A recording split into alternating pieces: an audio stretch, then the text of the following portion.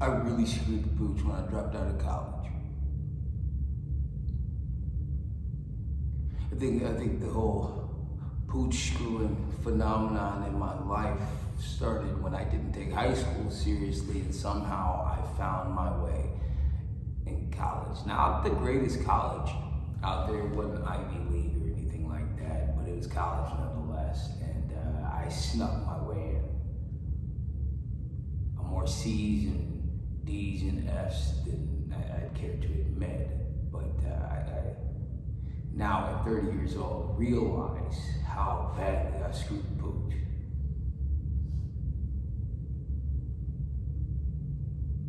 Because it was a day of biology in college that I walked in, I sat front row, and I sat front row every day to make sure that I didn't have an excuse as to why I wasn't passing. I sat front row, and I'll be honest, everything that was on that whiteboard looked like absolute gibberish to me. It looked like French. I don't speak French. And it was in that moment that I threw my pencil down, I grabbed my book bag, I grabbed my notebooks, composition, that's the best. And I headed home. Popped open the laptop, and I'm gonna save a little bit of the sob story here, but I had that experience on that laptop. Ultimately, that night, it led me to lacing up these boots, putting on the booty shorts, and walking the aisle to the dopest theme song in all of professional wrestling. And 8 years into this career, I realized that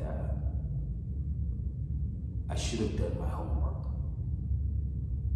You see, tonight, I'm going to be competing again against Eric Cannon.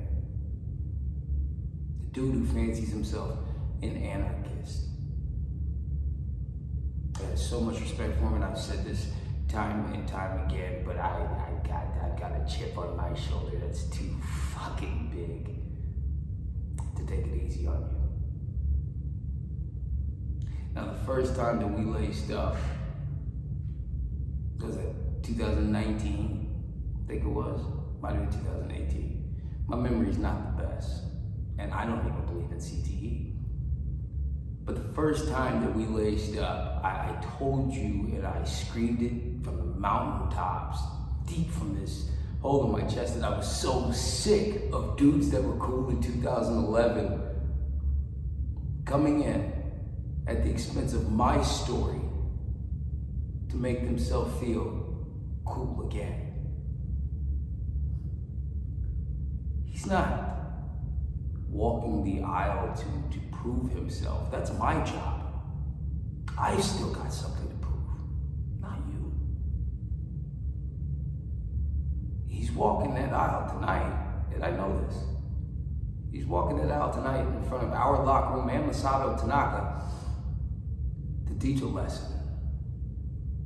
To teach a lesson that I assume he's probably been trying to teach me for the past 5 years. But if you listen to the story, man, I ain't the best student. I study, I pay attention, I see what's going on, but homework ain't never been my strong suit. So tonight's an in-class presentation. Well, I thrive in in-class presentations because I pay attention and I do know what's going on, and I ain't gotta take this work home. I have no desire to take this home. You're walking the aisle to teach me a lesson. Gotta be honest, I think I've been around you long enough that I understand exactly how you think. You can try your hardest to hammer a belief or an ideal into the minds of the many. You can give your blood, sweat, your tears, your soul, your family, your friends. You can give it all for this industry, for this business, for this show. You can give it all. But sometimes you get nothing in return. You you get nothing. You can give and you can give and you can give, and sometimes the things you love don't love you back. You can work your ass off, passing test after test after test, but still when Judgment Day shows up, you get a big fat D on that report card, and D's, they don't get you to graduation. Unless your job. I'm not proud of it, but I think the biggest lesson or ideal that I've learned from my time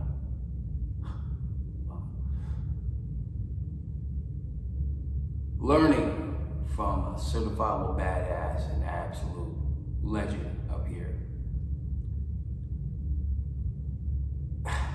The biggest thing that I've learned, and the only question that I take home is, what's the point?